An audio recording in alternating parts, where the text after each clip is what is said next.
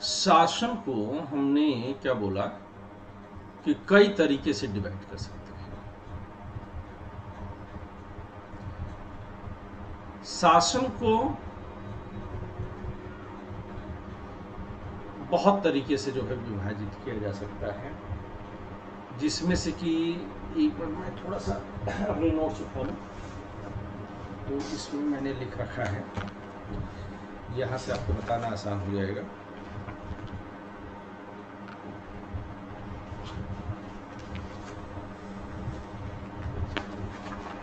आप लोग जरा इसको लिखिएगा और हेडिंग डाल दीजिए शासन प्रणालियों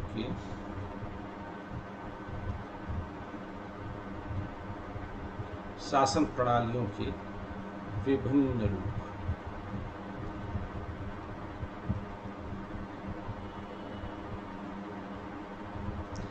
इंग्लिश में लिख सकते हैं different types of government systems. English में क्या लिखेंगे? Different types of government systems. तो हम कई आधारों पर बांट सकते हैं। पहला, शासक समूह में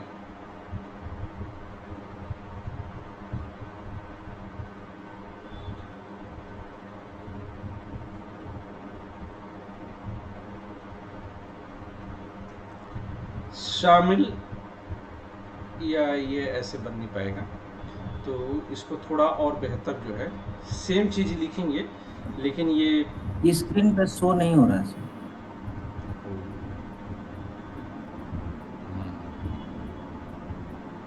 स्क्रीन शो नहीं हो रही है। Thank you.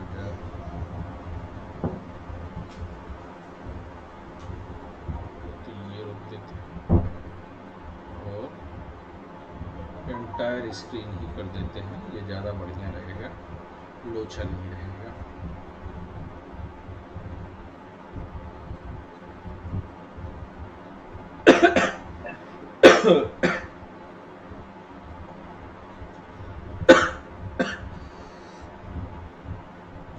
तो आइए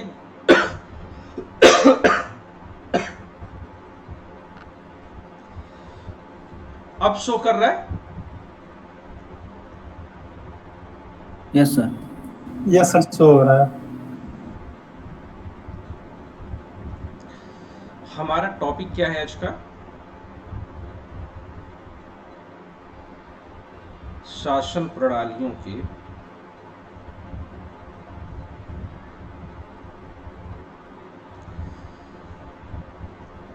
विभिन्न प्रकार।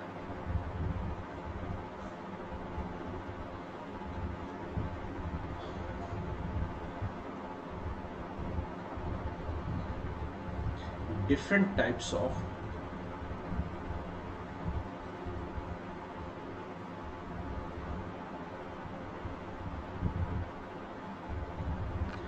Government systems.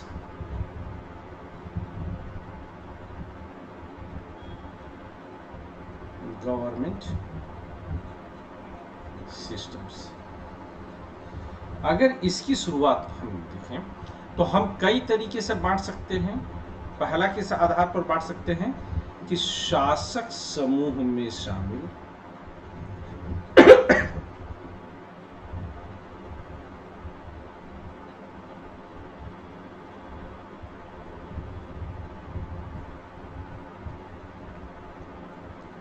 व्यक्तियों की संख्या के आधार पर कि कितने लोग शामिल हैं, तो इसके आधार पर हम कैसे बांटेंगे?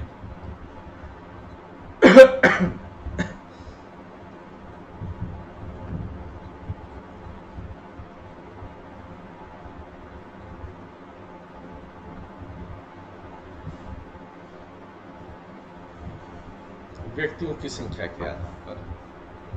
अगर इस आधार पर हम बांटें तो हम मोटे मोटे कितने तरह से बांट सकते हैं? सबसे पहले तो हम राजतंत्र ले सकते हैं, जिनमें अमूमन एक ही व्यक्ति होता है, मोनार्की होती है। दूसरे को हम कहते हैं अल्पतंत्र या गुटतंत्र, ओलिगैर्की।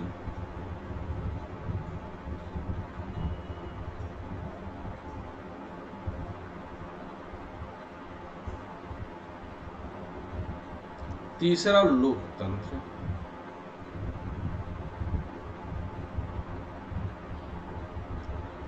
डेमोक्रेसी। ये 3 तरीके के हो गए शासक समूह में शामिल व्यक्तियों की संख्या के आधार पर। ठीक है, अब दूसरा भी तरीका इसका संभव है, इसी का हम जो है ले लेते हैं दूसरा तरीका। वो क्या क्या है?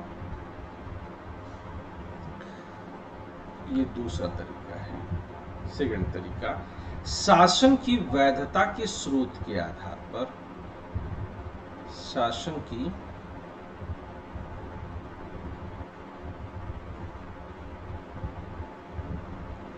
वैधता के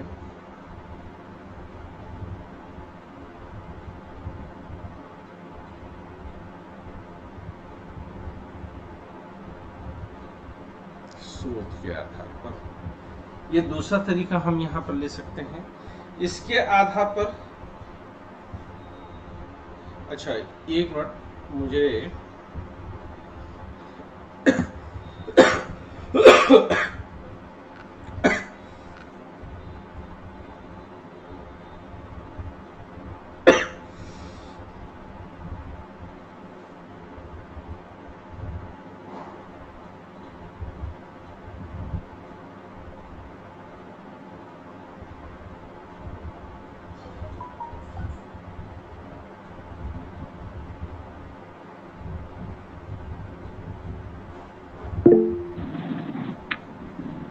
ठीक है सर प्रीवियस पेज दिखाइए ना प्लीज।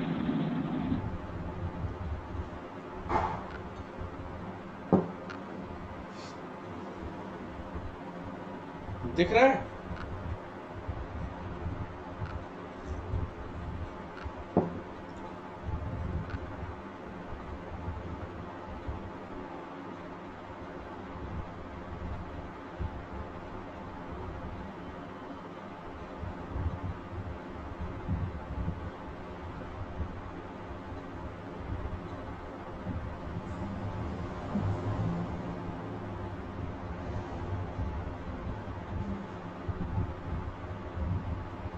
क्लियर है? मैं आगे बढ़ूं?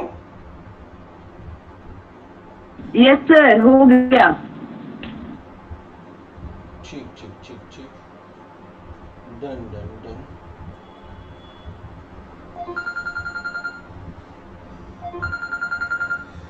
चलिए, तो अब दूसरी जो है सिस्टम जो है हमने डिवाइड करने की कोशिश की है, और वो किस आधार पर किया है हम लोगों ने, कि शासन की वैधता के स्रोत के आधार पर। ठीक है, इसके आधार पर भी हम 4 तरीके का बांटते हैं। नंबर 1 को हम कहते हैं धर्मतंत्र। धर्मतंत्र को इंग्लिश में हम कह सकते हैं थियोक्रेसी। कोई और तो नहीं है बीच में? नहीं, थियोक्रेसी है। नंबर 2 जो है वह क्या है? नंबर 2 आपका है राजतंत्र। एक बार फिर से देखिए, उधर भी है और इधर भी है। इसको क्या कहेंगे हम? मोनार्की।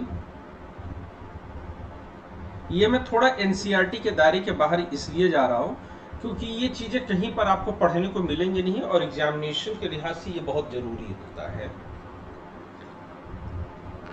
मैं इनकी डिटेलिंग भी आप लोगों के लिए लूंगा। तो धर्मतंत्र, राजतंत्र,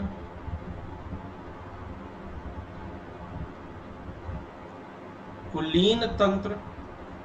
कुलीन तंत्र को हम अभिजात तंत्र भी लिखते हैं। एक ही शब्द है, कुलीन तंत्र और अभिजात तंत्र। इसको आप इंग्लिश में लिखिए एरिस्टोक्रेसी।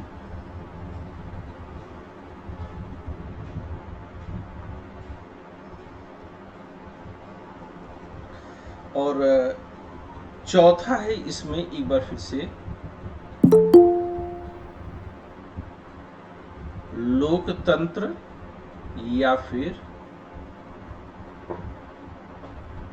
डेमोक्रेसी।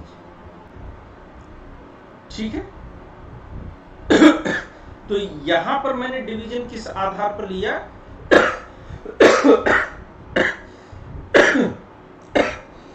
शासन की वैधता के आधार पर।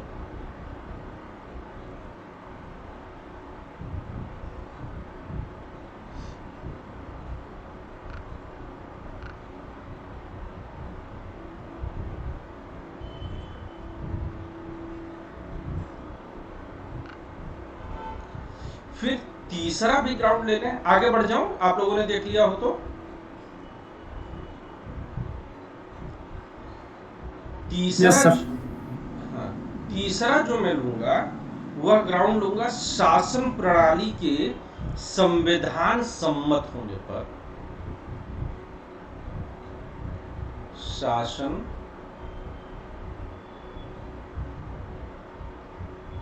प्रणाली के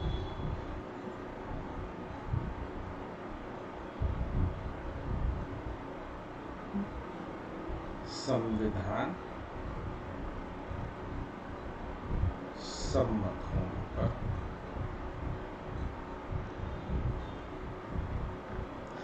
इसमें सिर्फ दो ही तरीके से हम डिवीजन करते हैं अगर संविधान सम्मत है कि नहीं शासन प्रणाली। तो एक को हम कहते हैं संविधानवाद,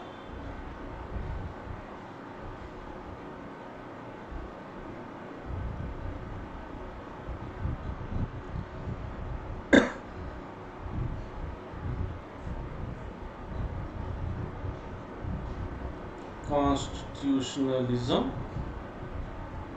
और दूसरे को हम कहते हैं गैर संविधानवाद, यानी नॉन कॉन्स्टिट्यूशनलिज्म।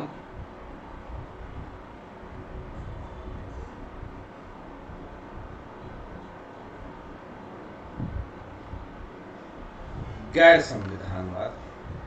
चौथा भी एक हम जो है डिवीजन और ले सकते हैं चौथे प्रकार से, और ये है शासन प्रणाली के व्यवहारिक मूल्यांकन के आधार पर। चौथा हम कैसे लेंगे? शासन प्रणाली के व्यवहारिक मूल्यांकन के आधार पर।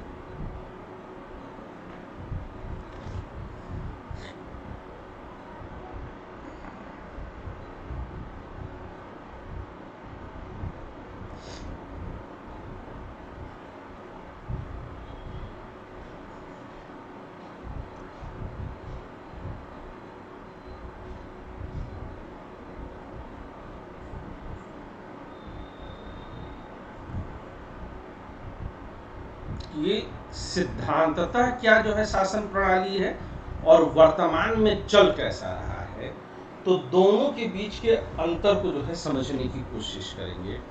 तो इस आधार पर जो है कई तरीके का हम बांटते हैं। एक को हम कहते हैं भीड़ तंत्र, मॉबोक्रेसी,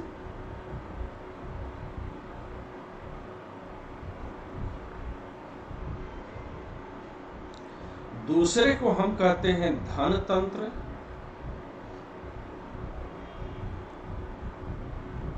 प्लूटोक्रेसी,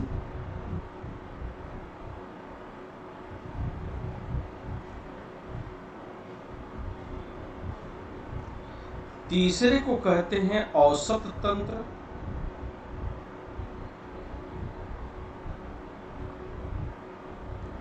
औसत तंत्र को हम लोग कह सकते हैं मीडियोक्रेसी,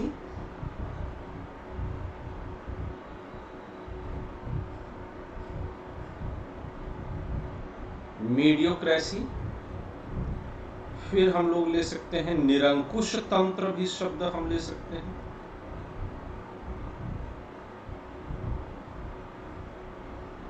निरंकुश तंत्र को हम क्या लिख सकते हैं इंग्लिश में? ऑटोक्रेसी।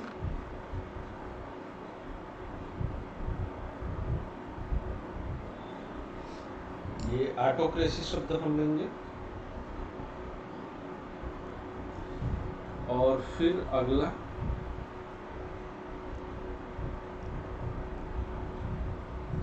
गुणतंत्र या योग्य तंत्र होगा। गुणतंत्र मतलब कि ऐसा शासन जिसमें लोग गुड़ ज्यादा खाते हों, शक्कर वक्कर ज्यादा खाने के शौकीन हों। गुणतंत्र या योग्य तंत्र यानी कि मेरिटोक्रेसी।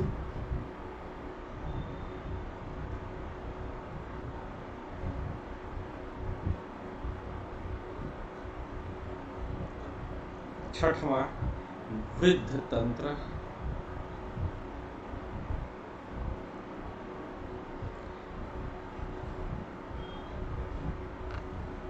इसको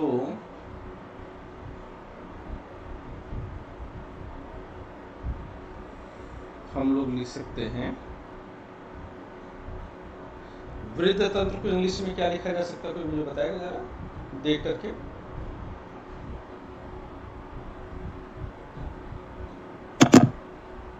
तंत्र को क्या कहते हैं इंग्लिश में? हाँ देख के बताइए प्लीज। वृद्ध तंत्र को इंग्लिश में क्या कहते हैं?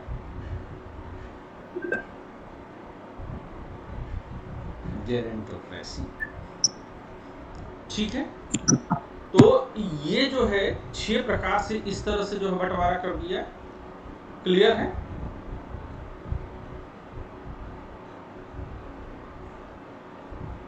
एक मिनट वेट करिएगा आप लोग, जरा मैं कुछ मुंह में लौंग वगैरह रख लूं, उसके बाद क्लास शुरू करता हूं। ये तब तक आप लोग उतार लीजिए। अभी और डिवीजन करेंगे, 4 हुआ ना, एक और डिवीजन में लेकर के चलूंगा। सर थोड़ा सेकंड वाला पेज निकाल के छोड़ के चले जाइए ना प्लीज। ये वाला? जी sir, thank you. No sir, पहले वाला। जी सर। जैसा आपका हुक्म।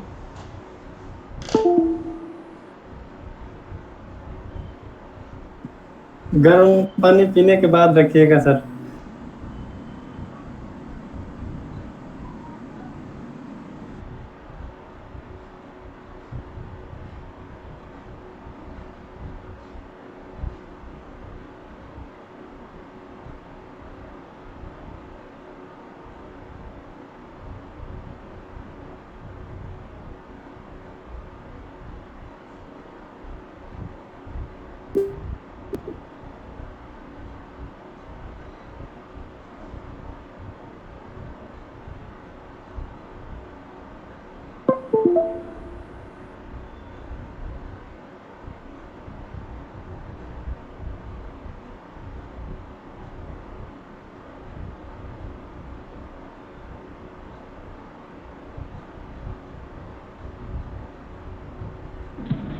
कोई मुझे बता सकते हैं कि राजतंत्र को इंग्लिश में क्या लिखा गया है? मोनार्की लिखा गया है। मोनार्की। Okay okay. क्या आज ब्लॉक होगा? हाँ ब्लॉक होगा। जो लाइट सुधार देना, वो लोग कंप्लेन किया है। अच्छा अच्छा, सर होगा कहाँ पे? वही जटोला पातली। ठीक है सर, जटोली से मिल जाएंगे सब। ठीक। ठीक।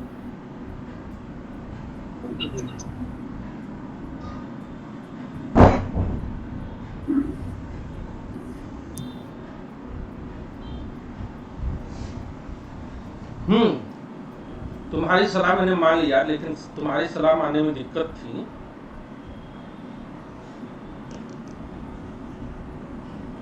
क्या हो गई? ये क्या हो रहा है यार आज? कि फिर पानी गर्म करने के चक्कर में मैं पड़ जाता, तो क्लास और रोकनी पड़ती। ये लिख लिया सब लोगों ने, ये तीसरा और चौथा बिंदु। नहीं, चौथा तो परिपक्वता शो करेगा सर। इसको इसमें एक शासन के प्रणाली के प्रकार में रखना सही होगा। परिपक्वता? जी सर। व्यवहारिक मूल्यांकन? हाँ जी सर। जी क्यों नहीं?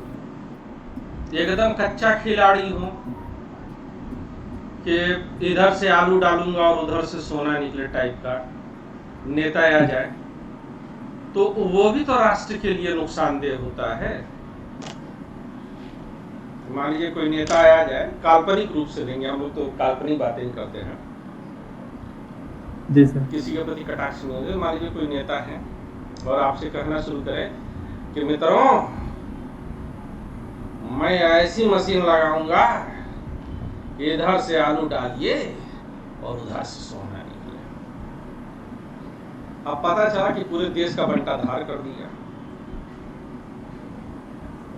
तो शासन की प्रणाली में वो भी समझना तो आवश्यक है ना, कि पता चला कि इतना जो है कमजोर प्रधानमंत्री मिल गया आपको, इतना जो है राष्ट्रनायक मिल गया कि वो मीडिया से डर करके जो है हमेशा बालू में मुंह घुसा करके बैठा हुआ, हिम्मत ही नहीं है कि मीडिया का सामना कर पाओ, कोई सवाल पूछ ले, जो कठिन सवाल पूछ दे उसके ऊपर पत्रकारों से चरित्र प्रमाण पत्र मांगा गया, अभी आपने सुना होगा। जी सर, जी सर। मतलब इस देश में काका नौटंकी चले। बताइए, अगर इतना ही चरित्र होता तो गोदी मीडिया क्यों बनता?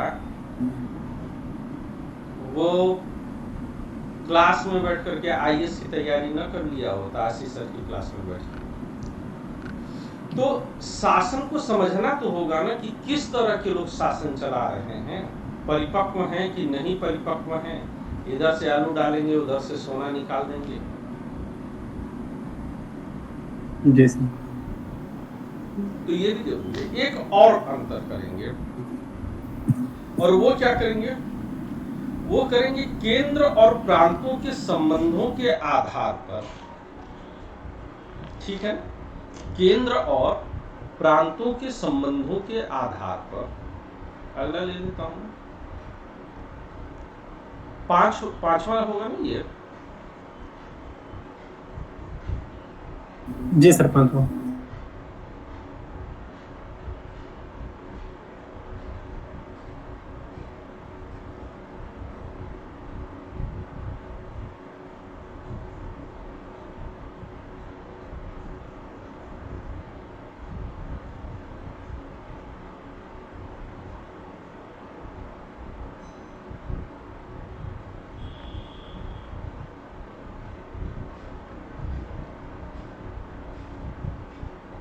इस पर भी 3 तरीके से बांटा जा सकता है।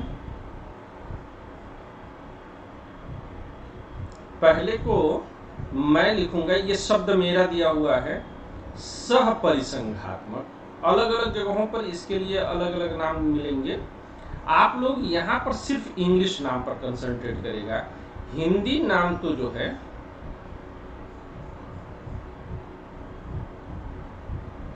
मैंने जो है सिर्फ समझने के लिए लिख दिया। अब कई जगह पर कॉन्फेडरल का मतलब परिसंघात्मक भी लिखा मिलेगा। दूसरे को कहते हैं परिसंघात्मक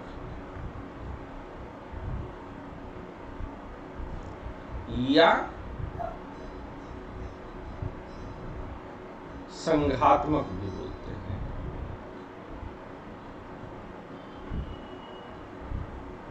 यूनिटेरियन भी बोलते हैं।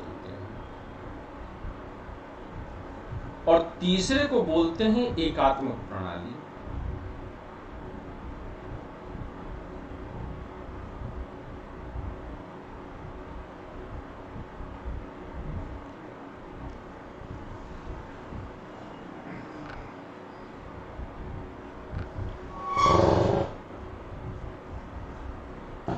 एकात्मक प्रणाली को इंग्लिश में क्या लिखेंगे? परिसंघात्मक के लिए यूनिटेरियन नहीं होगा सर? नहीं, ओ सॉरी, गलत लिख दिया। Thank you Suraj. फेडरल, ठीक है। तो ये 3 और डिवीजन है। इसके अलावा और भी डिवीजन है एक, और वो है विधायिका तथा कार्यपालिका के संबंधों के आधार पर। अब आज की क्लास कल क्लास न लेकर के परसों लूंगा, तो वहां पर मैं आपको बताने की कोशिश करूंगा कि विधायिका और कार्यपालिका का जो संबंध है उसको और डिटेल में जाऊंगा। तो 2 दिन पूरी क्लास इसी पर होगी, जो आज चैप्टर मैंने शुरू किया है।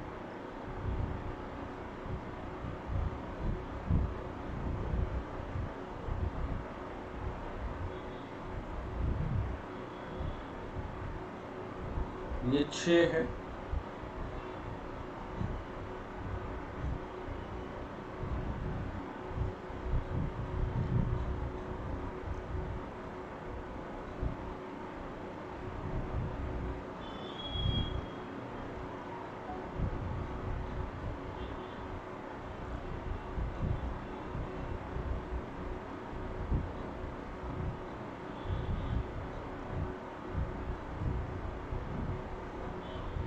विधायिका तथा कार्यपालिका के संबंधों के आधार पर।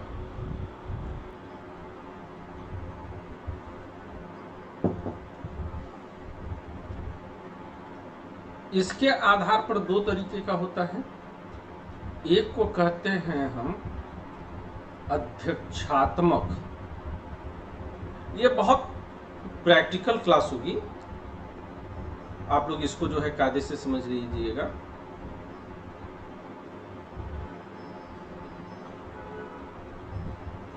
प्रेसिडेंशियल, और दूसरे को हम कहते हैं संसदात्मक या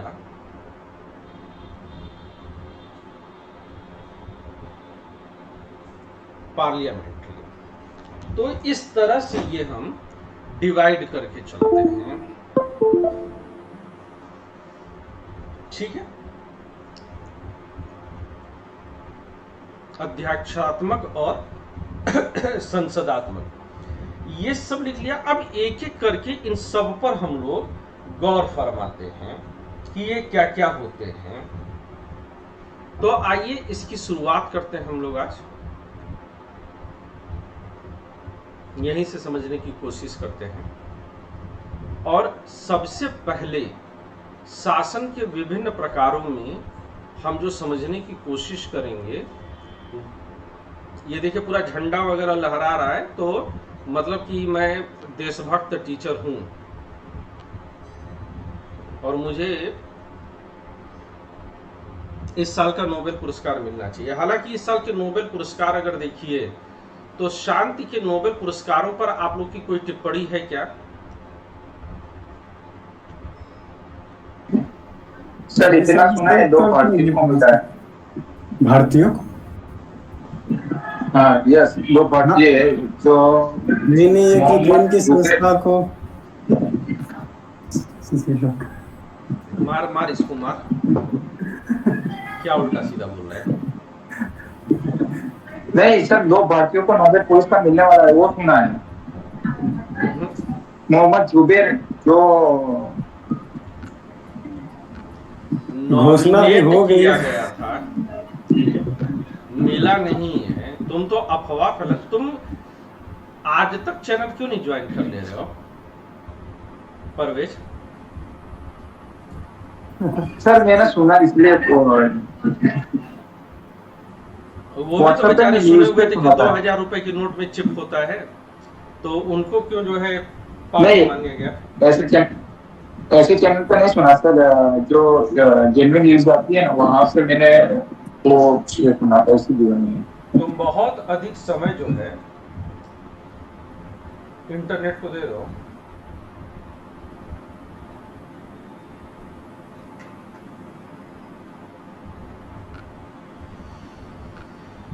तीन लोगों को मिला है, उसमें से 2 लोग जो रसिया के खिलाफ काम कर रहे हैं उनको दिया गया है। 2 ऑर्गेनाइजेशंस हैं। एक ऑर्गेनाइजेशन जो है वो यूक्रेन में रसिया के खिलाफ जो है सबूत जो लोग जुटा रहे हैं उनको दिया गया है, और दूसरा ऑर्गेनाइजेशन वह है जो चेचन्या के विरुद्ध जो है रसियन फोर्सेस के जो है हमलों के खिलाफ दिया गया। तो ये कहीं न कहीं एक पूरा जो है षड्यंत्र है कि रसिया को जो है वो दुश्मन साबित किया जाए। हालांकि दुश्मन है ही, करने की क्या जरूरत है। अगर इस बात को जो है लेकर के मैं देखूं तो मुझे एक बात पूरा अंदेशा ये होता है कि नोबेल पीस प्राइज में या नोबेल प्राइजेस में नाटो के जो संरक्षक देश हैं उनकी ही मनमानी चलती है। आज तक किसी भी ऐसे व्यक्ति को जो है नोबेल पीस प्राइज नहीं दिया गया है जो नाटो के अगेंस्ट में खड़ा हुआ हो। उनकी चमचागिरी करने वालों को ही दिया जाता है, और इस बार तो पूरी तरह से मतलब कि एकदम नंगा नाच हो गया है। नोबेल पीस प्राइज अपनी रेलिवेंसी को खो चुका है, नंबर 1। और ये इसलिए याद आया क्योंकि अफवाहों का जो है परवेज मंसूरी जो है वो ज़्यादा जोर देते हैं। मैं एडवाइस यही करूँगा कि आज तक न्यूज़ चैनल को ज्वाइन कर लें, देखते रहिएगा। सारी जो है पुरस्कारों की श्रेणी आप लोगों के लिए काम की चीज़ है। आइए,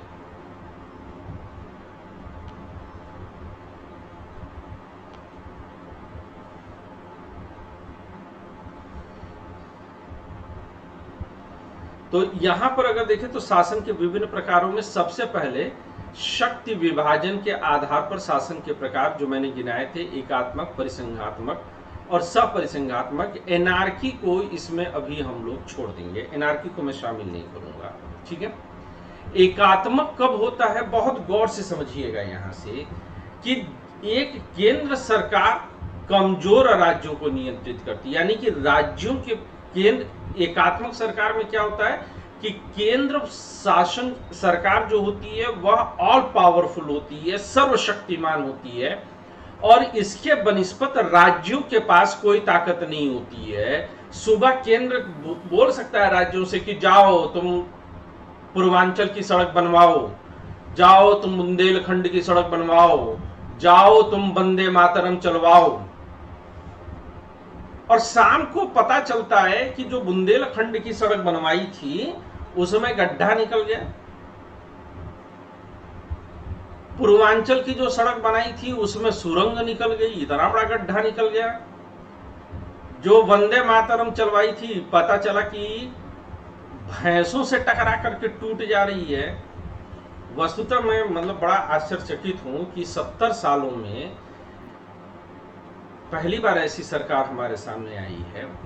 मैं अपनी सरकार की जो है बहुत तरफदारी करता हूं, आप लोग मुझे किसी पार्टी विशेष का मत समझिएगा, परंतु मैंने ये सोचा है कि मैं हर हाल में अपनी सरकार का साथ दूंगा।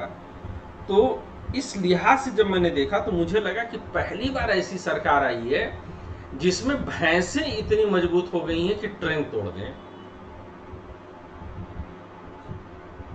मतलब पहले क्या होता था, पहले निर्जीव ट्रेनें इतनी मजबूत होती थी कि जिंदा जानवर कट जाते थे। ये पहली बार ऐसा हो रहा है हमारे देश में। ये हमें अपनी केंद्र सरकार की जो है इसके लिए सराहना करनी चाहिए कि उन्होंने ऐसा चारा इस देश में खिलाया कि आज की तारीख में ट्रेनें टूट जा रही हैं, और टूटने के बाद देखने में लग रहा है कि जैसे प्लाई या कागज की बनी हो। तो अब केंद्र सरकार ने देखा कि पूर्वांचल बनी है तो उसमें गड्ढा, बुंदेलखंड बनी है मतलब साल भर भी इनको नहीं हुआ है, उसमें गड्ढा, जो ट्रेन है उसमें भी गड्ढा हो गया।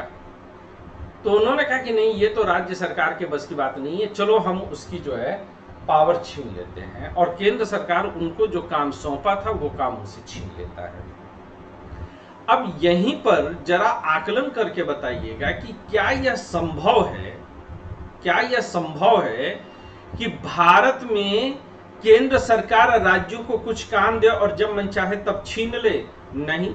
अगर ऐसा हो जाता तो जाहिर सी बात है कि ममता दीदी की पुलिस को मोदी दादा की सीबीआई गिरफ्तार करने नहीं पहुंच पाती, और पहुंचती तो सीबीआई को वहां की पुलिस जो है वह गिरफ्तार न कर पाती, और बाकी जनता जो है इसी को सोचता रह जाए कि बताओ कि पुलिस बढ़ी कि सीबीआई बढ़ी, दोनों एक दूसरे को जो है छीना झपटी में लगे हुए हैं।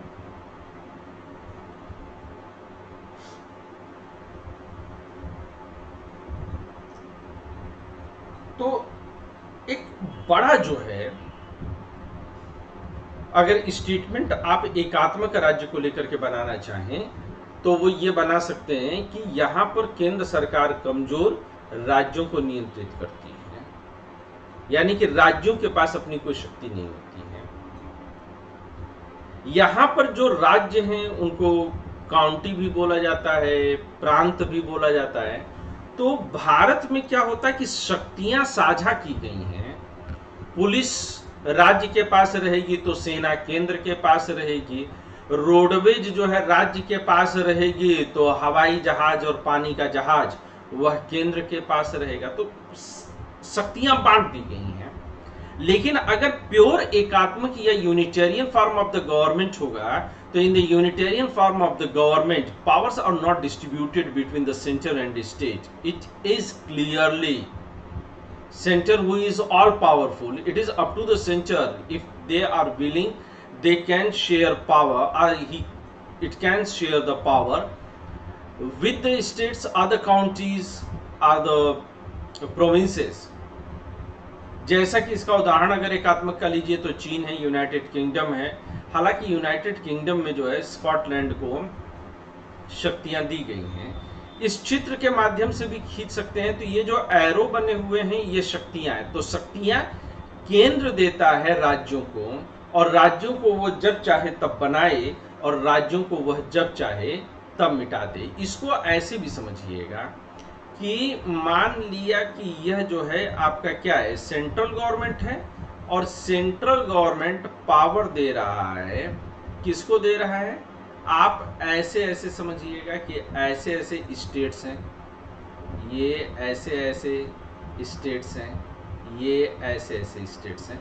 मैंने ऐसे स्टेट्स डॉटेड लाइन से क्यों बनाए हैं?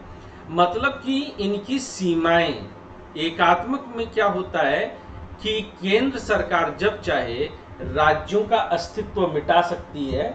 यह राज्यों के अस्तित्व, जो राज्य अपने अस्तित्व के लिए पूरी तरह से मालिक नहीं होते हैं. यहां पर यह पूरी तरह से मालिक केंद्र सरकार होती है. अब अगर भारत में इस स्थिति के लिहाज से देखिए तो भारत में जो है केंद्र सरकार राज्यों के अस्तित्व को मिटा सकती है. यानी कि कुछ मामलों में भारत जो है वह एकात्मक है और कुछ मामलों में भारत एकात्मक नहीं भी है. All done? सबको बात समझ में आई एकात्मक वाली? जी सर. Yes sir. चलिए, किसी को दिक्कत हो रही है इस बात को समझने में, इस कॉन्सेप्ट को समझने में? हम लोग आगे और पॉइंट्स देखेंगे तो यह और ज्यादा हम लोग को क्लियर हो उठेगा. ठीक है, जैसे जैसे आगे बढ़ेंगे क्लियरिटी होती जाएगी. जरा अगला लेकर के देते हैं.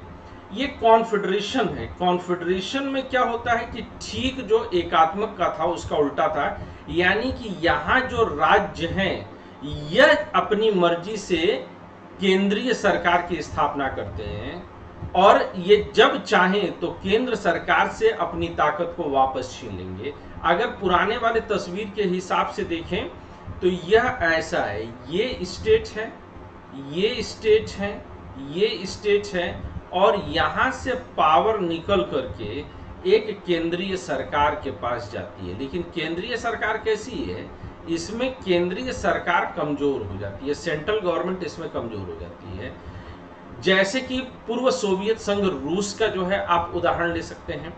पूर्व सोवियत संघ रूस में क्या था कि राज्यों ने जो है केंद्र की स्थापना की थी, और एक समय पर आने पर उन्होंने जो है वह ताकत वापस ले ली. तो यहां पर राज्यों का संगठन केंद्र सरकार का निर्माण स्वयं करता है. राज्य केंद्र सरकार के नेतृत्व का पालन करने या नहीं करने के विकल्प का चुनाव कर सकते हैं. एकात्मक में यह संभव नहीं है. एकात्मक में राज्यों के पास विकल्पों की उपस्थिति नहीं होती है. आज की तारीख में कोई भी देश, जो मेजर देश जितना कि हम लोग जानते हैं मोटे तौर पर, उनमें से कोई भी देश ऐसा नहीं है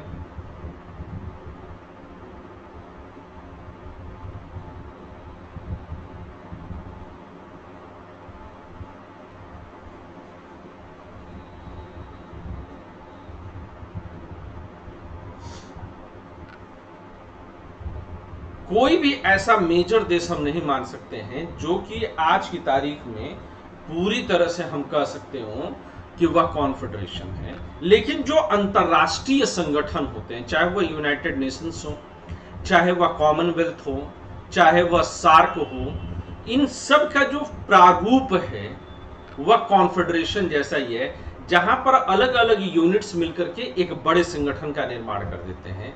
लेकिन वो उस संगठन से बंधे भी नहीं रहते हैं. वे चाहें तो उसके साथ रहें और चाहें तो छोड़ करके चले जाएं. आप इसको जो है ट्रंप के जमाने में जो पेरिस क्लाइमेट से वापस हुए उस उदाहरण से भी समझ सकते हैं कि पेरिस क्लाइमेट यूनाइटेड नेशंस के जो है ये अलग से हुआ था और बहुत सारे देश शामिल थे, लेकिन जिस समय अमेरिका ने चाहा वो उससे वॉकआउट कर गया, वह WHO से वॉकआउट कर जाता है। तो यानी कि यूनिट्स यहां पर पावरफुल हैं, सेंटर यहां पर पावरफुल नहीं है।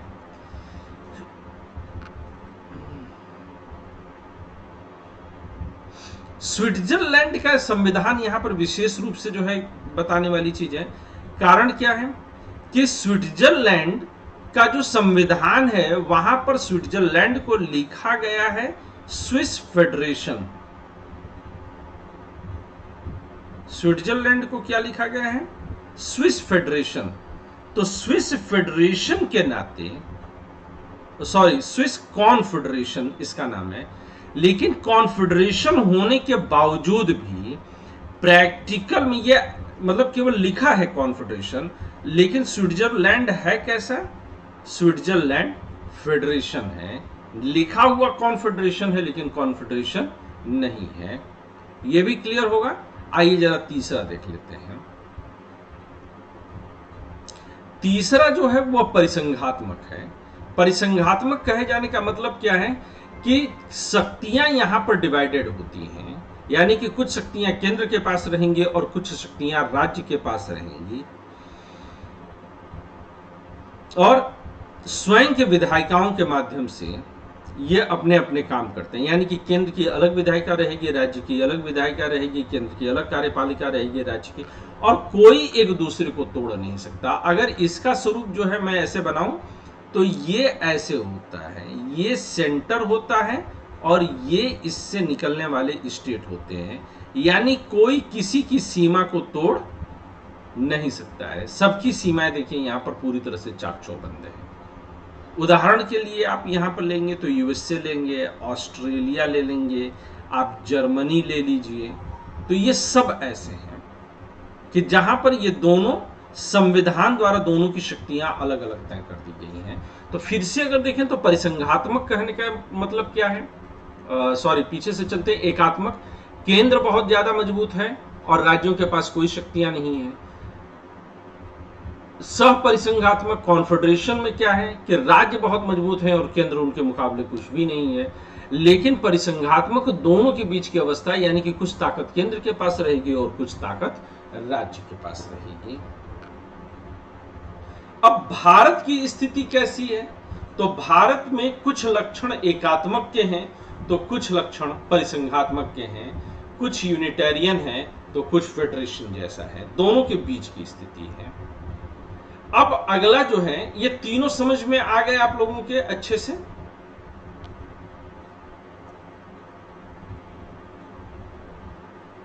ये पूरी तरह से क्लियर है आप लोगों को? कोई दिक्कत तो नहीं इसको समझने में?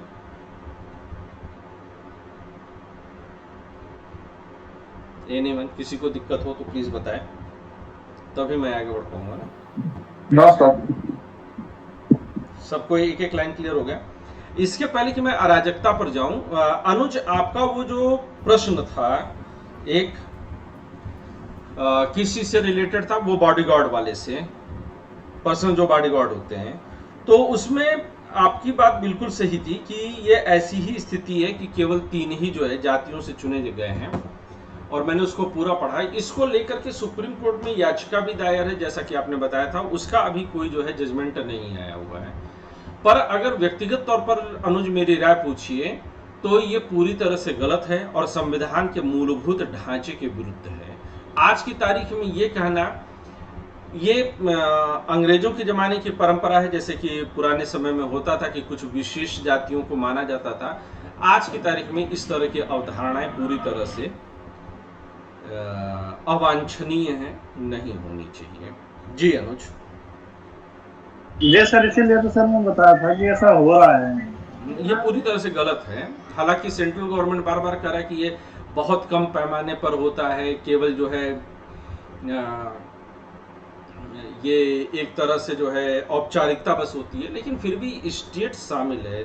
अनुच्छेद 12 की परिभाषा में वो आते हैं और इसलिए ऐसा कुछ भी करना, चाहे कुछ भी हो, मतलब मुझे सुप्रीम कोर्ट से जो क्या ही कहूँ कि सुप्रीम कोर्ट या निर्वाचन आयोग, उनसे कोई उम्मीद नहीं है। उनके हालिया के फैसलों को देखते हुए वो ज़्यादातर चमचागिरी में ही बिजी हैं ये लोग, तो या तो चमचागिरी में बिजी हैं या फिर डरते हैं, जो भी इनकी स्थिति हो।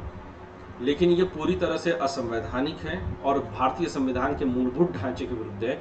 इसे एक दिन भी जिंदा रखा जाना पूरी तरह से गलत है, बगैर किसी संदेह के। इतना लंबा तो समय भी नहीं लगना चाहिए जितना लग गया है।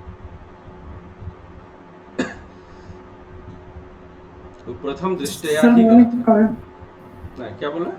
पढ़ा था सर कि यूएसए से भी कभी कोई राज्य अलग होने का ये किया था, तो उस घटना के बारे में सर बताइए। 1861 से 1865 तक के बीच में यूनाइटेड स्टेट्स ऑफ अमेरिका जो था वो भी जो है कॉन्फेडरेशन के तौर पर ही था, और फिर उस समय कुछ स्टेट्स उससे अलग होने लगे। जब आप हिस्ट्री के एनसीईआरटी पढ़ेंगे तो वहां पर डिटेल में चर्चा होगी। और जैसे वो 10 प्रथा के मुद्दे पे शायद, हाँ, बहुत नहीं, सिर्फ एक ही सुनी था।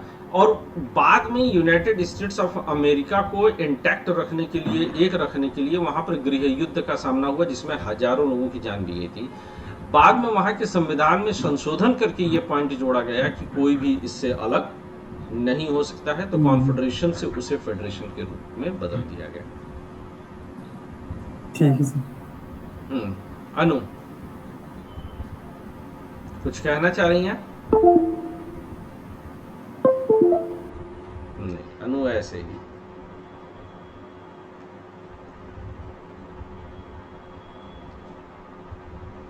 आगे बढ़ते हैं। अराजकता के बारे में जो है ये तस्वीर आपको बहुत अच्छे से समझा देगी। ये तस्वीर कहती है कि why anarchy and what anarchy is. तो ये अगर इस तस्वीर को आप बहुत गौर से देखेंगे तो ये तस्वीर आपको कुछ इशारा करती है कि I am from the government, I am here to help. तो ये सरकार है जो चंद सिक्के देती है। ये आज की तारीख पर देखिए, ये बहुत पहले अमेरिका का रचा गया व्यंग्य है, पर भारत में भी आज ये कैसे होता है? सरकार कहती है, हेलो सर। सरसराओ, जल्दी सरसराओ। सर डीएसपी रैंक जो होता है वो आईपीएस को बोलते हैं। ये बेटा अलग अलग, ये शुरुआत में भी क्लास में चर्चा हो चुकी है कि ये अलग अलग जगहों पर अलग अलग जो है तरीके से होता है, पर डीएसपी ज्यादा जो होती है वो सीनियर पीसीएस ऑफिसर्स की रैंक होती है। सर आईपीएस को क्या बोलते हैं? एसपी? हाँ, एसपी के ऊपर ही शुरू हो जाएंगे सर। Okay sir. ये अच्छा, ये एक चीज है कि इतना इररेलेवेंट सवाल कैसे उठेगा? हम लोग अराजकता पर बात कर रहे हैं और आप अचानक से रैंक पर आ रही हैं। सर ये टॉपिक मेरे कंफ्यूजन का था, जो हम 3 दिन से कंफ्यूज बाद थे। में पूछ लेना चाहिए, जो टॉपिक का फ्लो रहता है उसको रहने देना चाहिए। ठीक है, ओके सर। तो अब ये देखिए कि सरकार जो बार बार कह रही है कि फ्री बीस, 5 किलो अनाज फ्री बीस, 2000 रुपए की जो है बिजली की बिल जो है फ्री बीस, और यहाँ तक कि इलेक्शन कमीशन तक चला गया और इलेक्शन कमीशन लोगों से हिसाब मांग रहा है। ये बात एक तो जो है कोर्ट को ही डिसाइड करना चाहिए था। ये इलेक्शन कमीशन का मैटर नहीं, ये करंट का एक मुद्दा है कि क्या मुफ्त की जो चुनावी योजनाएं होती हैं उन्हें आचार संहिता का उल्लंघन माना जाना चाहिए। सबसे पहली बात यह है कि it should be decided by the supreme court, it can not be decided by the election commission. Supreme court न जाने सुप्रीम कोर्ट क्या किया, यहां पर बचने की कोशिश किया, मतलब कि सुप्रीम कोर्ट डर गया। दूसरी बात यह है कि इलेक्शन कमीशन कैसे डिसाइड कर सकता है? ये तो डिसाइड करना पड़ेगा कि क्या कोई भी चीज फ्री बीस के रूप में हो सकती है। सरकार 100 रुपए में से 40 रुपए तक जो है वो आपके जो है टैक्स के रूप में ले लेती है, और बदले में अगर महीने में 5 किलो राशन दे दे या 2000 रुपए का जो है आपका बिजली का बिल माफ कर दे, तो सवाल ये उठता है कि सरकार जो टैक्स का पैसा लेती है वो क्या 8000 करोड़ का जहाज खरीदने के लिए है कि 20,000 करोड़ की संसद बनवाने के लिए है, या जो है साल भर घूम घूम करके चुनाव लड़ने के लिए प्रधानमंत्री और गृह मंत्री की जेब भरने के लिए, और वो जो 25-25 हेलीकॉप्टर से उड़ रहे हैं। आप सोचिए ना कि चुनाव के समय में नेताओं के पास जो 25-25 हेलीकॉप्टर से उड़ते हैं, क्या ये भ्रष्टाचार का पैसा नहीं है? क्या ये जनता के टैक्स पेयर्स का पैसा नहीं है? तो फ्री बीज के रूप में कौन खा रहा है? फ्री बीज के रूप में 320 कमरों में रहने वाली राष्ट्रपति महोदया जो है वो खाती हैं। लेकिन सवाल किसके ऊपर उठाया जा रहा है? जनता के ऊपर, जो कि टैक्स पे कर रहा है। तो ये तो बड़ी शर्मनाक स्थिति है सर्वोच्च न्यायालय के भी लिए, निर्वाचन आयोग के लिए भी, और जो इस पर प्रश्न उठा रहे हैं उन सभी लोगों के लिए।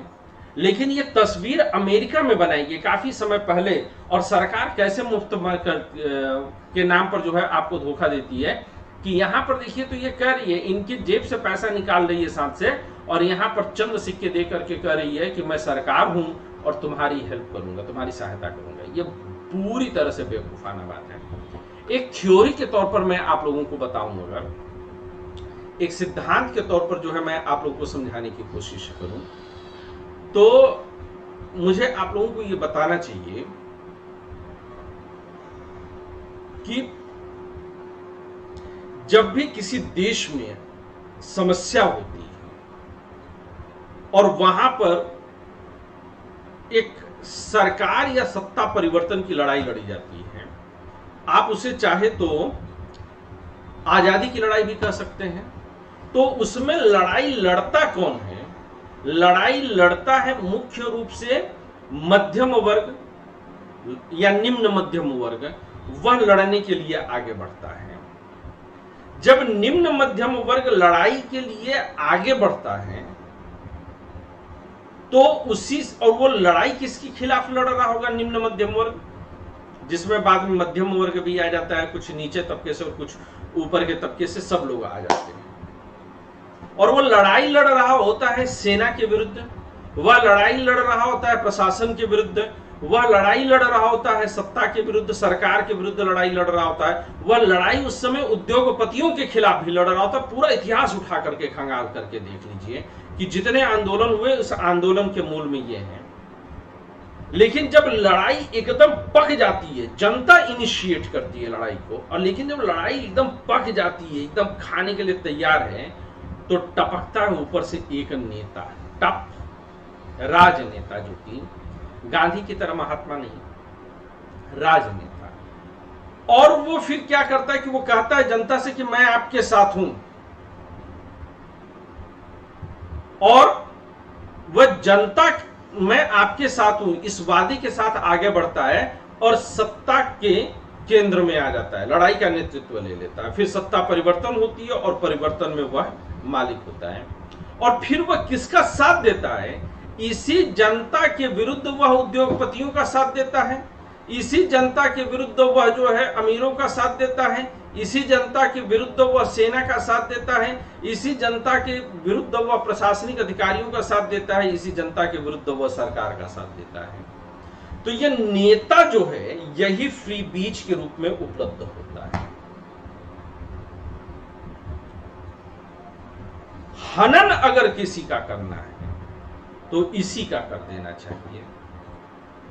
ये कहते हैं कि मैं सरकार, तो यहां पर प्रासंगिकता है कि सरकार है क्या? लोगों को लगता है कि सरकार हमारी सहायता के लिए है, लेकिन सरकार हमारी सहायता नहीं करता, बल्कि हमारी गाड़ी कमाई खा जाता है। जो लोग अराजकतावादी होते हैं वे वस्तुतः मानते हैं कि समाज में कोई वर्ग नहीं होना चाहिए, ना कोई शासक होना चाहिए, ना कोई शासित होना चाहिए, ना कोई शोषक होना चाहिए, ना कोई शोषित होना चाहिए, ना कोई अमीर होना चाहिए, ना कोई गरीब होना चाहिए, ना कोई ताकतवर होना चाहिए, ना कोई कमजोर होना चाहिए, ना कोई बहुसंख्यक होना चाहिए, ना कोई अल्पसंख्यक होना चाहिए, ना कोई जो है सवर्ण होना चाहिए, ना कोई दलित होना चाहिए, ना कोई गोरा होना चाहिए, ना कोई काला होना चाहिए। नो क्लास, और साथ में ही कहते हैं नो स्टेट। यह धारणा मार्क्सवाद के करीब ले जाती है। अब अराजकतावाद एक राजनीतिक दर्शन है, और अराजकतावाद यह मानता है कि राज्य कैसा है, राज्य की आवश्यकता नहीं है, यह अनावश्यक है और राज्य हानिकारक है।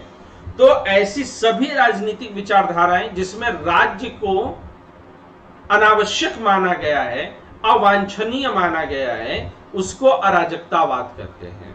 और इसमें यह तर्क दिया जाता है क्या तर्क दिया जाता है? लोग कहते हैं कि अगर राज्य नहीं रहेगा तो लोग तुमको लूट लेंगे, लोग तुमको खा जाएंगे, लोग तुमको मार देंगे। सबसे ज्यादा लूट खा और मार कौन रहा है? सबसे ज्यादा हत्याएं किसके नाम पर होती हैं? राज्य की सीमाओं के नाम पर। एक बार एक फौजी भाई मुझको मिल गए, रिटायर्ड थे, और बहस होने लगी तो उन्होंने कहा कि सर हम सरहद पर जगते हैं तो आप सोते हैं। हमने कहा गजब की बात बताओ, अगर हम तुमको पढ़ाए ना होते तो तुम सरहद पर तो जगने लायक भी ना होते, और किसान अगर जो है हल ना चलाता तो तुम क्या जो है वहां पर भूखे पेट बैठे होते। अगर इंजीनियर ने बंदूक और टैंक ना बना करके दी होती तो तुम वहां पर क्या जो है गिट्टियां मार मार करके लोगों को बचाते, और डॉक्टर अगर तुम्हारा ऑपरेशन करके गोली ना निकाले तो तुम्हारे वहां पर सड़ सड़ करके मरते। हमने कहा कि आप ये कैसे कह सकते हैं कि कोई एक बहुत जरूरी है और बाकी सब जो है वो गैर जरूरी है? सबकी अहमियत एक बराबर होती है, कोई कम नहीं है, कोई ज्यादा नहीं है। आप पुलिस को हटा दीजिए पूरे देश से और बैठाए रखिए फौज को सरहद पर, क्या कर लेगा फौजी वहां पर? ये पूरा एक सिस्टम है और ये सिस्टम एक साथ गुथा हुआ है, लेकिन आपको मूर्ख बना दिया जाता है कि नहीं, नेता नहीं रहेगा तो तुम जो है विश्वगुरु नहीं बन पाओगे, फौजी नहीं रहेगा तो तुम सुरक्षित नहीं रहोगे। अरे चिली जैसे भी देश हैं जिन्होंने कि फौज को पूरी तरह से खत्म कर दिया। अगर समाज सही ढंग से संगठित हो, अगर लोग आपस में सही संगठित हों, एक दूसरे से जुड़े हों, वह न्यायप्रिय हों, तो किसी भी प्रकार के बल की आवश्यकता नहीं रहेगी। ऐसी स्थिति में राज्य की उपस्थिति अपने आप अप्रासंगिक हो जाएगी।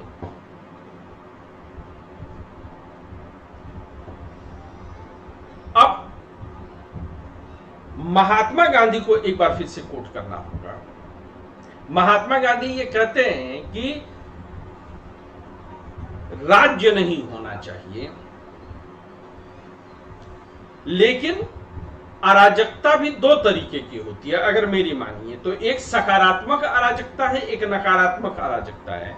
यानी कि जब पुलिस प्रशासन और राज्य फेल कर जाए और लोग बाहुबल के आधार पर, गुंडाई के आधार पर जीवन जीना शुरू कर दें, तो वह भी अराजकतावाद है। लोग, कई बार आपने सुना होगा कि फलाना का समय अराजक समय है, जंगल राज समय है। अगर फलाना का समय जंगल राज है, अराजक है, तो इसके कहने का मतलब क्या है कि लॉ एंड ऑर्डर पूरी तरह से कोलैप्स कर गया है। लेकिन गांधी जिस अराजकता को लेकर के जाते हैं, मैं उसे सकारात्मक अराजकता कहना पसंद करूंगा। सकारात्मक अराजकता का मतलब कि लोगों के अंदर नैतिकता इतनी जग जाए कि वह किसी से किसी का कुछ छीने ही नहीं, कुछ चोरी न करे। गांधी कहते हैं कि एक बात ये समझिएगा कि गांधी का जो अराजकतावादी विचार है वो उनके नीति शास्त्रीय विचार से जुड़ा हुआ है। और गांधी ये कहते हैं कि आदर्श स्थिति में राज्य को नहीं होना चाहिए। गांधी के अनुसार राज्य दो कारणों से बुरा है। पहला, राज्य हिंसा का सहारा लेता है, सेना और पुलिस बंदूक लेकर के चलते हैं, गोली मारते हैं।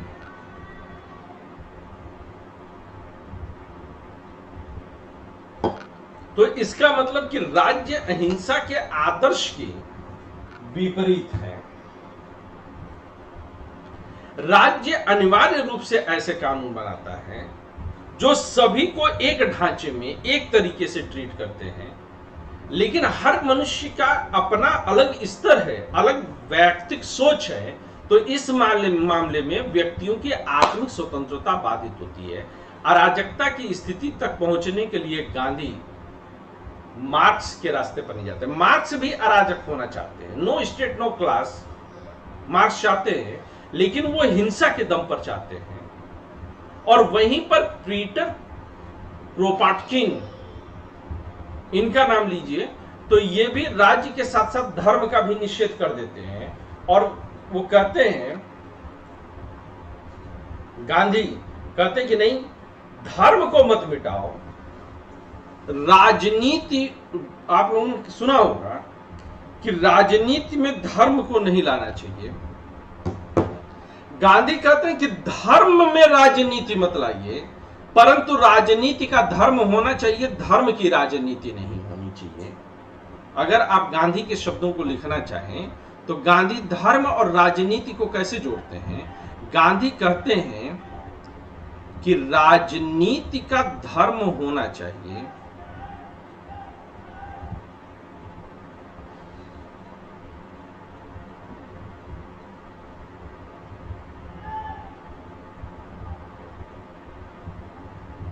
परंतु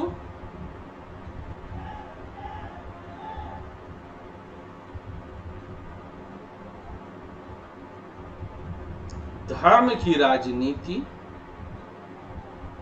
नहीं होनी चाहिए। अब गांधी जब कहते हैं राजनीति का धर्म होना चाहिए, तो धर्म से इनका मतलब नैतिकता से है, एथिक्स से है। तो गांधी कहते हैं कि अराजकतावाद धर्म और शांति के साथ चलता है, पर गांधी ये भी जानते हैं कि अराजकतावाद का आदर्श उपलब्ध नहीं, क्योंकि इसमें सभी को पाप मुक्त होना पड़ेगा, इसमें सबको मानव नहीं महामानव होना होगा। तो गांधी कहते हैं यह आदर्श की स्थिति। गांधी कहते हैं कि एक जन्म नहीं, 2-4 जन्म नहीं, 10 जन्म नहीं, हो सकता है कि अगले 100 जन्म मैं ले लूं, लेकिन मैं उस आदर्श तक नहीं पहुंच पाऊंगा, या सभी मनुष्य नहीं पहुंच पाएंगे। तो क्या वह प्रयास छोड़ दें? कहें बिल्कुल नहीं।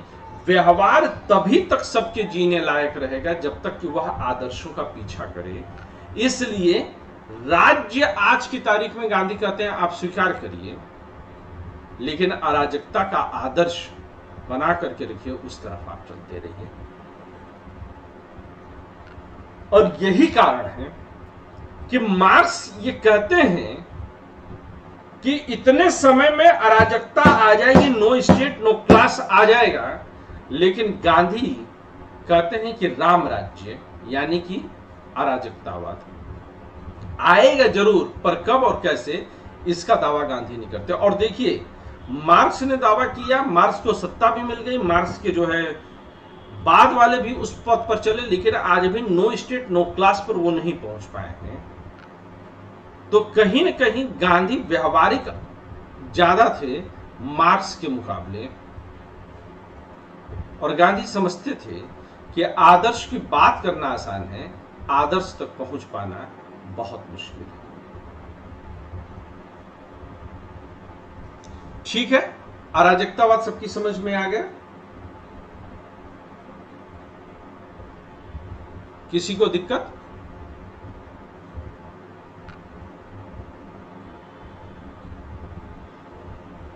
नहीं सर, आज मतलब पूरे तौर पे समझ आ गया सर। किसी के मन में कोई प्रश्न हो तो वो पूछे।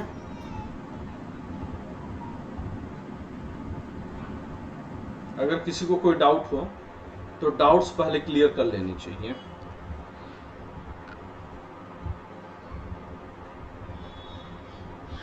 सर अगर मार्क्सवाद पूरे दुनिया में आ जाए तो क्या ये जो राम राज्य की कल्पना करते हैं वो पूरा नहीं हो सकता? नहीं, क्योंकि मार्क्स नैतिकता की बात नहीं करते, मार्क्स नैतिकता का भी त्याग कर देते हैं, क्योंकि हिंसा पर आधारित है मार्क्स।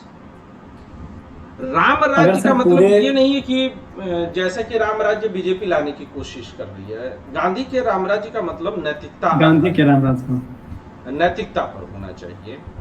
मार्क्स की दूसरी ये समस्या कि अगर सबको भी आप कंट्रोल कर लेंगे तो ये चीज है कि आप में अगर आदर्श नहीं होगा, आप नैतिकता के लिए लोगों को प्रेरित नहीं कर पाएंगे, तो जाहिर सी बात है कि असंतुलन किसी न किसी रूप में बना रहेगा। चीन में तकरीबन 70 साल से ऊपर हो गए हैं, 75 साल हो गए, 75वां साल चल रहा है, उनका भी अमृत काल चल रहा है।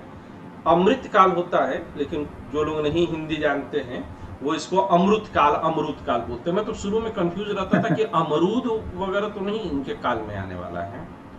अमृत काल मतलब इतने दिन में लोग बोलते हैं कि एक बार जो है मंच से जो है ये ललकारा गया था कि अगर फलाना नेता विश्वेश्वरैया शब्द 3 बार बोल दें तो उनको प्रधानमंत्री बनने लायक समझ लिया जाएगा। मेरा तो कहना है कि आपने 1000 से ज्यादा दफे अमृत बोला होगा, अमृत बोल करके दिखा दो एक बार। और नहीं तो मैंने तो ये सोचा था कि मैं बोलूं कि आप बोल करके दिखाइए लपक बिलरिया लपक, अब न लपक भी कब। ये आप राजनीति जो है इस तरह से, आत्मनिर्भर बनने में लटक गए थे सर। हाँ, आत्मनिर्भर नहीं तो कच्चा पापड़ पक्का पापड़ बोल करके दिखा दीजिए आप। प्रधानमंत्री बनने के लिए अब यही सब रह गया हमारे देश में। यही दिक्कत मार्क्सवाद के साथ भी है। मार्क्सवाद व्यवहारिक अधिक होने की कोशिश कर रहा है, मार्क्स के पास आदर्श नहीं है। एक बहुत अच्छी बुक है, कभी फुर्सत रहे, बहुत पतली सी बुक है, मिल जाएगी। आप मेट्रो के बाहर कभी जाइएगा तो सब लेकर के बैठे रहते हैं ना बुक्स, मैनिफेस्टो ऑफ मार्क्सिज्म, ये एक बुक है। तो इसमें अगर आप ढूंढेंगे तो आपको मिलेगा, बड़ा बढ़िया मार्क्स को समझाया गया है, पढ़िएगा जरूर। कभी कभार फिर मतलब अगले 10 दिन के लिए माइंड ही एकदम से उसी तरह मतलब या तो पूरे तौर पे अव्यस्त रहेगा या तो फिर उसके पक्ष में सोचते रहेगा। ये भावनात्मक बुद्धि कमजोर होने का नतीजा होता है। अभी जी मैं सर। इंटरनेट पर जो है, फेसबुक पर मैं देख रहा था, तो उस पर जो है फिरोज गांधी को फिरोज खान गांधी लिखा गया है। और आप विश्वास नहीं मानेंगे कि आज भी करोड़ों लोग ऐसे हैं जो फिरोज गांधी को फिरोज खान समझते हैं, चंगेज खान को मुसलमान समझते हैं। अभी भी टिप्पणियां हो रही हैं, टीवी डिबेट्स में टिप्पणियां हो रही हैं। तो ऐसे गधों का कोई कुछ नहीं कर सकता। फिरोज गांधी तो पारसी थे ना सर? हाँ, और उन्होंने गांधी शब्द खुद एडॉप्ट किया था। उन्होंने अपना कास्ट और रिलीजन छोड़ने के लिए गांधी सरनेम एडॉप्ट किया था। खैर, भगवान मालिक है लोगों का। मार्क्सिज्म भी लोगों की कमजोर भावनात्मक बुद्धि का फायदा ही उठाती है। वह लोगों को उद्वेलित करती है। गांधी लोगों को उद्वेलित नहीं करते हैं, गांधी लोगों को शांत करते हैं। गांधी कहते हैं पहले शांत हो जाइए, विचार करिए और तब निर्णय लीजिए। तो गांधी इस मामले में मार्क्स से कहीं ज्यादा प्रैक्टिकल और कहीं ज्यादा ताकतवर भी थे, है ना?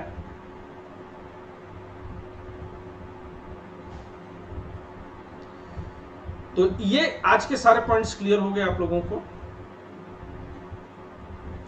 मैं 1 मिनट का फिर एक ब्रेक लूंगा। आज ब्रेक जल्दी जल्दी हो रहे हैं, तो 2 मिनट का ब्रेक लूंगा, फिर मैं वापस आ रहा हूं। तब तक आप लोग जरा आपस में परिचर्चा करिए, मैं आ रहा हूं।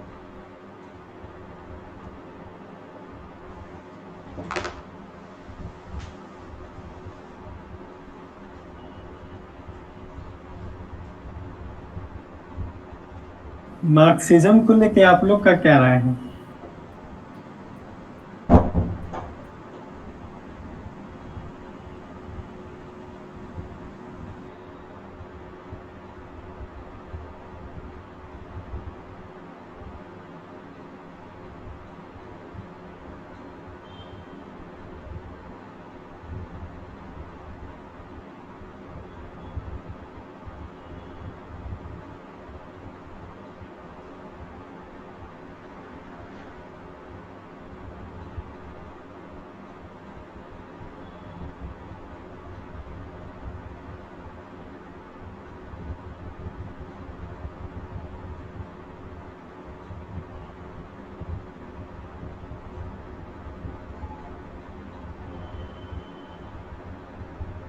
हेलो। हाँ बोलिए।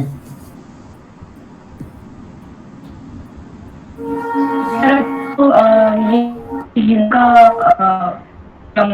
इनका जो सिद्धांत वो हिंसा के तरफ हमें बढ़ाता है और किसी भी हाल वो सही नहीं माना जाए। जैसे मार्क्सिज्म कहता है, हम लोग जर्मनी एकदम अलग है। मार्क्सिज्म कहता है कि जैसे ही पूरे संसाधनों पे सारे लोगों का अधिकार हो जाएगा तब कोई वर्ग नहीं बचेगा और सारे लोग एक समान हो जाएंगे। ये कहता है, लेकिन वो साथ में ये कहता है कि इसको पाने के लिए चूंकि पहले से जिनके पास संसाधन है वो अपोज करेंगे, तो ये वर्ग संघर्ष जरूरी है। तो पहले इनका अपना एक आय है, उस जगह तक पहुंचने के लिए एक प्रोसेस वो बताता है। जी, तो हम लोग कंपेरिजन से कर लें तो महाभारत नहीं होना चाहिए था अगर मार्क्स गलत है, क्योंकि उस टाइम वो जरूरी था तो वो किया गया। और कृष्णा जी रिपोर्ट कर कि धर्म के स्थापना के लिए युद्ध जरूरी है, तो हम मार्क्स अपने से आपका आवाज ही इतना ज्यादा है कि आवाज काफी ज्यादा कट गया। मेरा नेटवर्क इतना खराब रहता है ना। अभी आ रही है मेरी वॉइस? हेलो, हाँ आ रही है। थोड़ी सी अभी मैं से खुद ही मुंह कर रही हूँ, क्योंकि अभी आपने जो सिद्धांत बताया शायद मेरे माइंड से निकल गया था। मैं सिर्फ हिंसा के तरफ ही इस चीज को देख रही थी। अभी मैं इसका कंपैरिजन महाभारत से करना चाहूंगी। महाभारत जब भी मैं देखी या पढ़ी, उसमें ये पता चला कि धर्म के स्थापना के लिए कृष्णा जी खुद अर्जुन को बोल रहे थे कि ये युद्ध जरूरी है, जबकि उस युद्ध में कुछ बचा नहीं था, बहुत ही ज्यादा विनाश हुआ, लेकिन धर्म की स्थापना के लिए वो जरूरी था। उस अकॉर्डिंग देखा जाए तो मार्क्स अपने आप में सही है, क्योंकि इस कुछ वर्गों तक ही ये सीमित है, तो वो भी तो एक तरह से शोषण ही हो रहा है। और आदर्शवाद की जो स्थापना की बात है, तो अगर आदर्शवाद होता तो फिर हिंसा की जरूरत ही नहीं पड़ती। तो अगर मान लिया जाए कि पूरे दुनिया पे अभी मार्क्सिज्म का कब्जा हो जाए, मतलब मार्क्सवाद इतना हावी हो जाए कि वो पूंजीवाद को पूरे तरीके से मतलब निकाल दे, तो क्या आदर्शवाद की स्थापना हो पाएगी? क्या सच में आदर्श बचा रह पाएगा? मुझे लगता है ये सवाल है।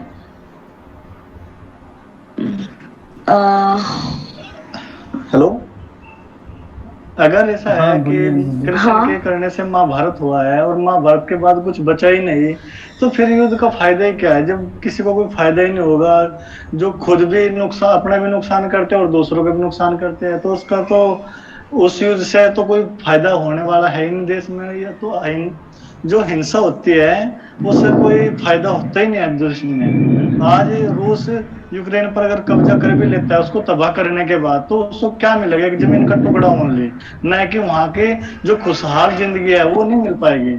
और अगर वो उसे कुछ देता है संधि के तौर पर, उसके साथ बैठ के बातचीत करता है, या उसको वहां पे अपने देश में आने के लिए, इन्वेस्टमेंट करने के लिए और अच्छी तरह के प्रोडक्ट देता है जो वहां के देश के वासियों के लिए खुशहाली लेकर आए, उनको अच्छी अच्छी नई नई चीजें मिले, जो आज की जनरेशन है वो अच्छे से जिए, तो अगर वो युद्ध करके उसको नाश कर देगा, बिल्कुल जैसे भी चल रहा है, कुछ अगर वो हासिल कर भी लेगा हिंसा से, तो उसको मिलेगा क्या? सिर्फ एक जमीन का टुकड़ा, न कि वहां पे कुछ आदमी या खुशहाली मिलेगी। तो उससे फायदा क्या होगा बताइए? आपको दूसरा पक्ष भी देखना चाहिए कि पूंजीवाद अगर महाभारत का बात हो रहा है, तो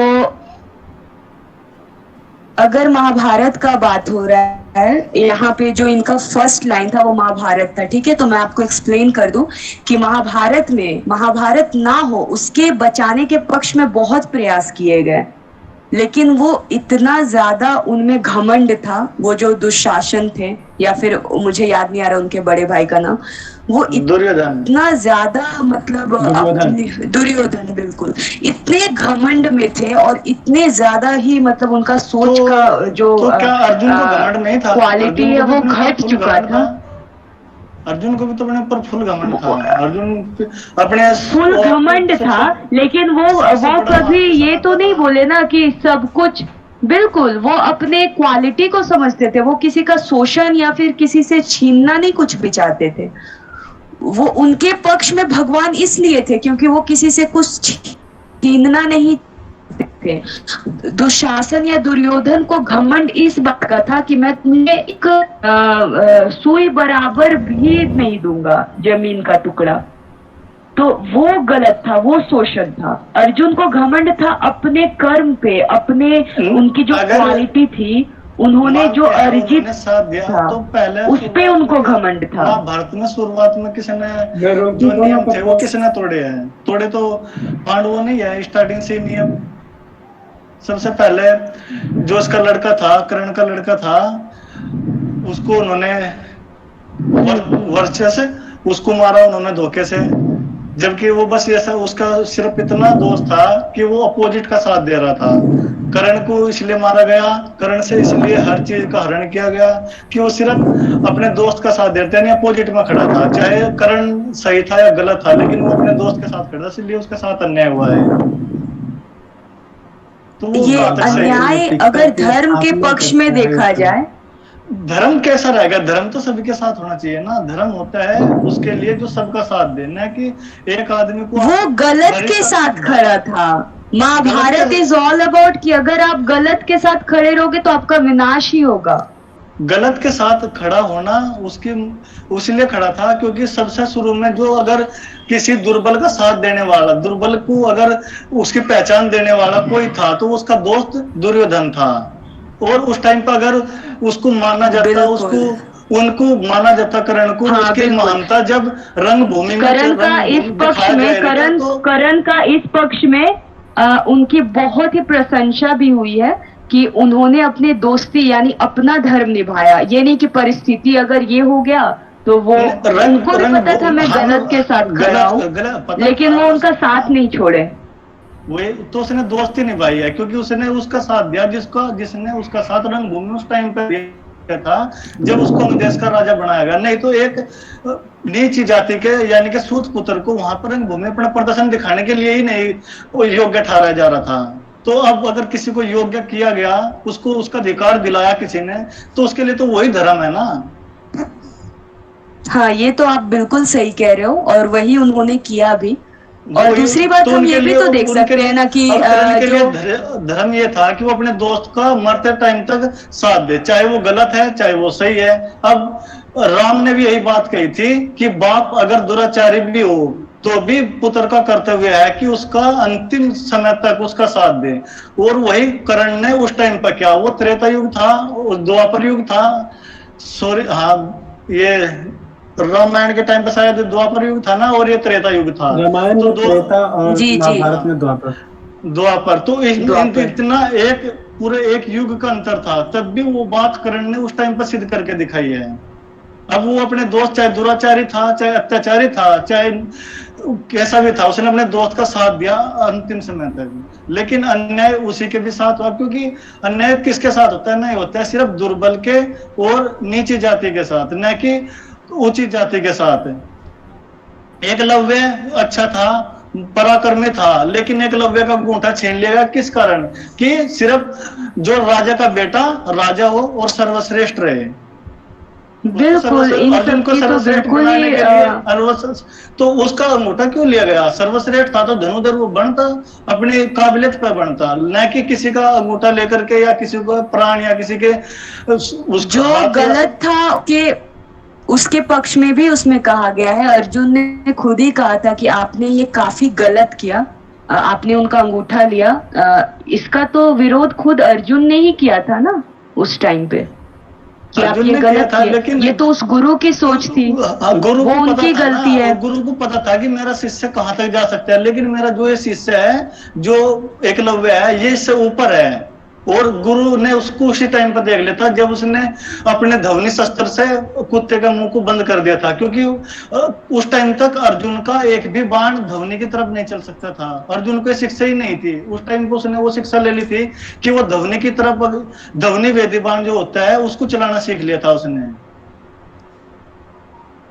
ये गलत था, जो गलत था उसे गलत कहा गया है।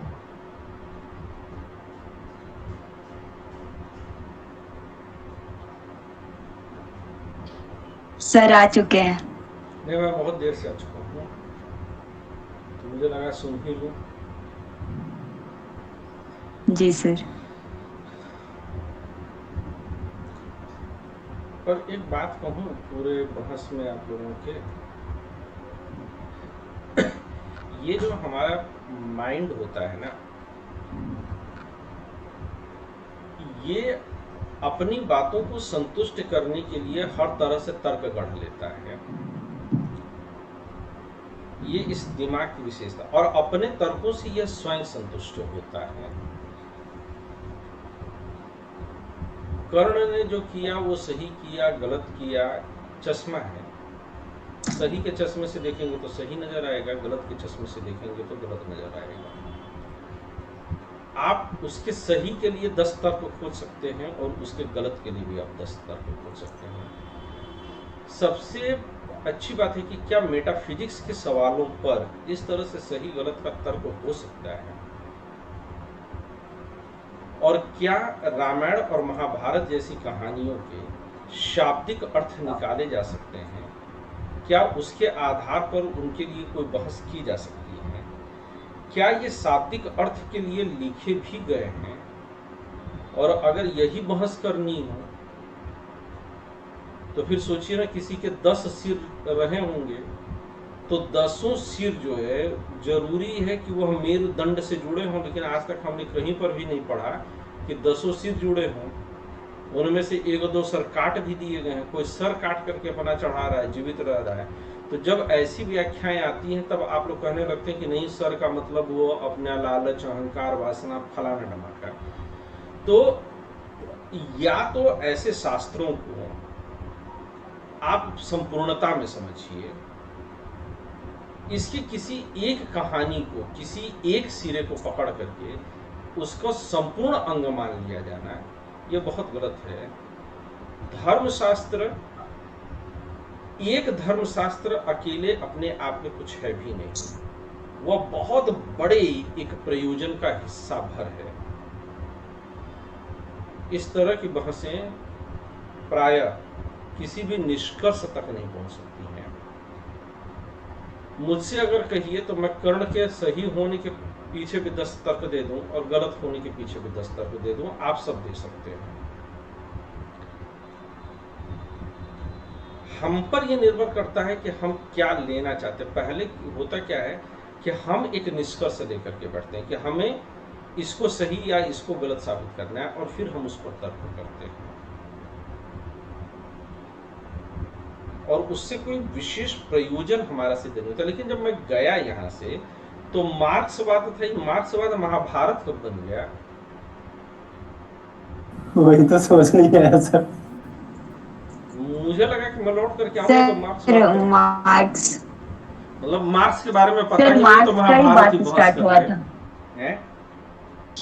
सर वो हिंसा और अहिंसा की बात हुई थी। मार्क्सवाद के अनुसार कि हिंसा और अहिंसा करना सही है या नहीं। मैं सर यही बोलता है कि अगर रूस तो किसी तरह, उदाहरण हम लोग लिए थे, अगर किसी तरह रूस यूक्रेन पर कब्जा भी कर लेता है, उसको बर्बाद करने के बाद तो उसे सर क्या मिलेगा? एक जमीन का टुकड़ा मिलेगा ओनली, बाकी वहाँ की खुशहाल जो जिंदगी है वो तो खत्म हो जाएगी। तो क्या फायदा? यूक्रेन से भी पूछा जाना चाहिए कि सब तबाह करके अगर यूक्रेन पर कब्जा नहीं भी होने दिए तो क्या फायदा मिला?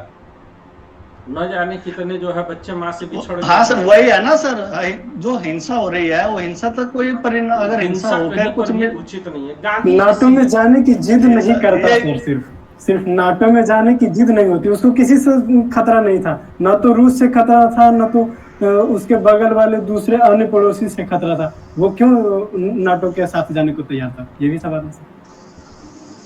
नहीं, कुल मिलाकर के हिंसा बुरी चीज है। यही सर मैं कब बताया कि हिंसा से कोई फायदा नहीं होता है, नुकसान ही में होता है, चाहे वो स्वयं का हो चाहे वो दूसरे का हो। तो सोचिए कि कृष्ण की जगह जो है गांधी बैठे हो रथ पे, तो अर्जुन को क्या पाठ पढ़ाएंगे? अर्जुन को कहते कृष्ण की, तब गांधी कहते कि तुम धरना प्रदर्शन दो, भूख हड़ताल कर दो कौरवों के खिलाफ है। सूरज, किसी बियाबान जंगल में चलो और एक नया राज्य की स्थापना करो। गांधी ऐसा नहीं कहते। गांधी भारतीयों को ये नहीं कहते कि तुम भारत छोड़ दो और चलो श्रीलंका पे चलो। गांधी इसी भारत को जीतते हैं। अब तो मतलब इस समय तक तो इस समय तक तो काफी कुछ बदल गया सर। मतलब जो गांधी तब ये नहीं कहते। जंगल ये सब की परिस्थिति है। गांधी तभी ये नहीं कहते। गांधी का दर्शन कभी भी छोड़ करके जाने का नहीं था। गांधी का दर्शन पाने का है, परंतु त्याग के साथ पाना है। पर मैं वास्तव में सोचता हूं कि गांधी अगर कृष्ण की जगह होते तो गीता का उद्देश्य क्या होता है?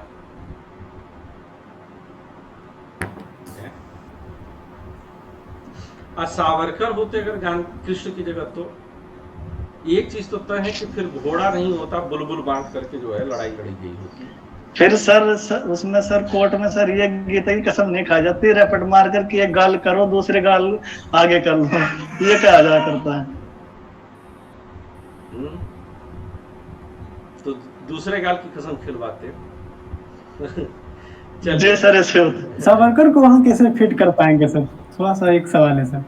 सावरकर को अगर चाहे कि कृष्ण की जगह फिट करने का, तो उसको किस आधार पे फिट कर सकते हैं? भाई मान लो अगर सावरकर गुरु होते तो क्या कहते? सावरकर कहते अर्जुन से कि देखो लड़ाई एकदम से छिड़ गई है, तुम पहले तो काम करो कि माफी मांग लो और दूसरे रथ की जगह जो है बुलबुल लगा लो।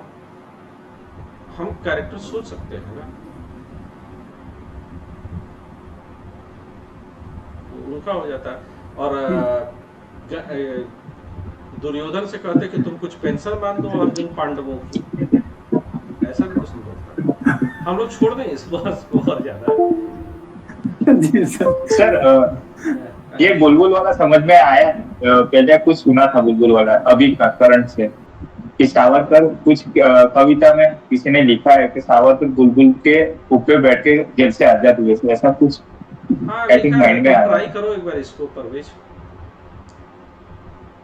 अगली बार तुमको कहीं सब्जी उब्जी लाने जाना हो तो एक बार बुलबुल पे बैठ के जाओ, देखो क्या होता है। लिखा तो है लोगों ने। तो ये मोटरसाइकिल का नाम ही बुलबुल रख देंगे। हाँ ये बढ़िया है। योगी जी जो है रहेंगे कहेंगे कि मोटरसाइकिल का नाम ऐसे बुलबुल है। ठीक है, आइए शक्ति के स्रोतों के आधार पर शासन का वर्गीकरण ले लें। तो शक्ति के स्रोतों के आधार पर डेमोक्रेसी है, ओलिगैर्की है और ऑटोक्रेसी है। पर मुझे लग रहा है कि आज काफी लंबा हो जाएगा, आप लोगों का महाभारत लंबा खिंच गया, तो मैं इसको छोड़ दे रहा हूं। मंडे को जो है मैं इसको कंटिन्यू करूंगा। ठीक है, 7:10 हो रहा है।